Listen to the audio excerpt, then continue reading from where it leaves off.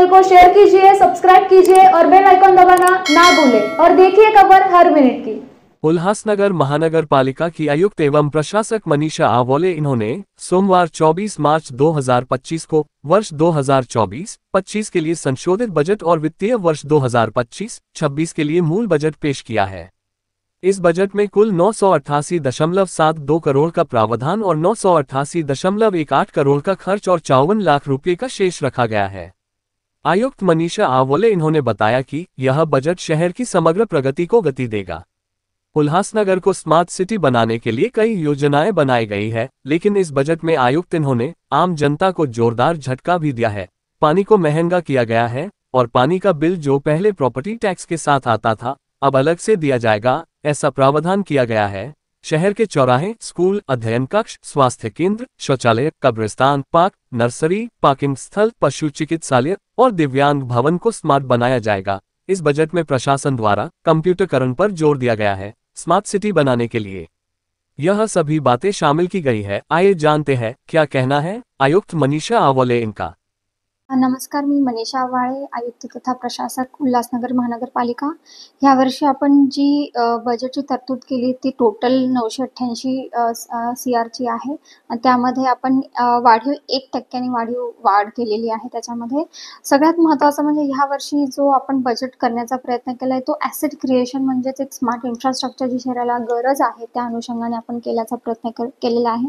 त्यामध्ये पंचसूत्र आपण अंमलात आणण्याचा हे केलेला आहे उपयोग।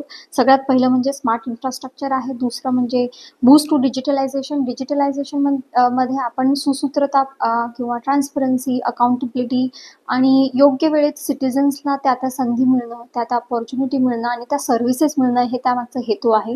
दुसरं महत्त्वाचं म्हणजे रेव्हेन्यू जनरेशन। आपला महानगरपालिकेचा करच नाही तर इतर स्रोतातून पण आपल्याला उत्पन्न निर्मिती व्हावी आणि आपल्या उत्पन्नामध्ये भर पडावी हा त्याच्यामागचा उद्देश असणार आहे।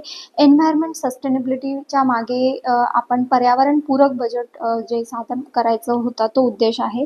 आणि सगळ्यात महत्त्वाचं म्हणजे जेंडर पॅरिटी। मग जेंडरमध्ये फक्त महिला आणि बाल विकासच नसणार आहे तर ट्रान्सजेंडर विषयी पण आम्ही काही तरतुदी करण्याचा प्रयत्न केलेला आहे।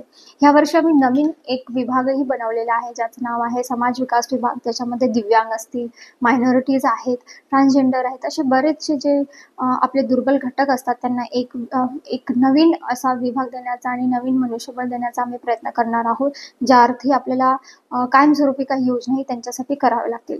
स्मार्ट इन्फ्रास्ट्रक्चरचं बोलायचं झालं तर यावर्षी आपण जवळजवळ 30 कोटी ह्या सगळ्या ॲसेट क्रिएशनला आपण देतोय। त्याच्यामागे मग आपले रस्ते आहेत, जंक्शन्स आहेत, आपल्या शाळा आहेत, आपले आरोग्य केंद्र आहे, शौचालय आहे, स्मशानभूमी आहे, एक आपण नर्सरी ह्या वर्षी योजली आहे की तयार करण्याची, ज्या अर्थी आपल्याकडे जे शोभिवंत झाडं आहेत त्याच्यासाठी आपण जो जास्तचा शिल्लकचा खर्च करतो तो न व्हावा आणि आपली एक स्वतःची परिपूर्ण अशी नर्सरी स्थापन व्हावी। त्याच्यामध्ये आपण स्मार्ट दिव्यांग भवन बांधण्याचा एक संकल्प केलेला आहे। स्मार्ट पार्किंग जी की आता आपल्या 8 दिवसांनी सुरू पण होईल, त्यामुळे आपले ट्रॅफिकचे जे कंजेशन आहे ते पण निघतील।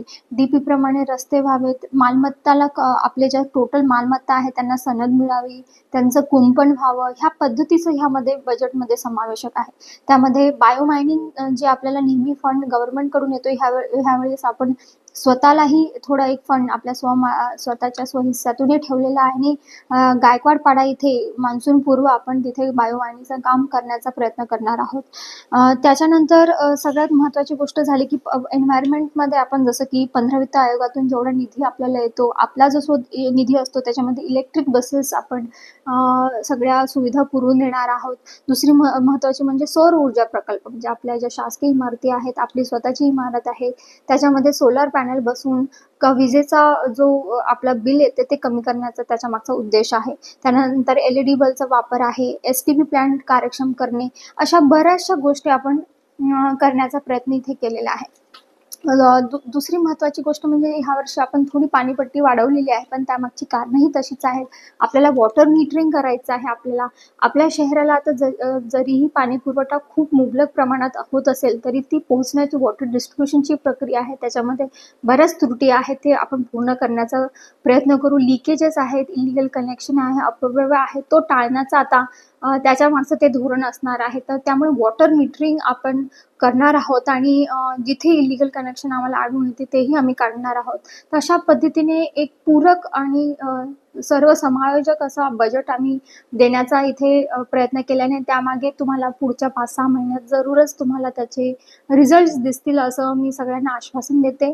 आणि ह्या कामगिरीत मला सगळ्यात मोलाची साथ दिलेली आहे ती उल्हासनगरच्या नागरिकांनी दिलेली आहे. यावर्षी अभय योजनेला चांगला प्रतिसाद आम्हाला मिळाला आणि ह्यापुढे अभय योजना लागूच होऊ नये असाच आमचा उद्देश असणार आणि ते लावणारही नाही.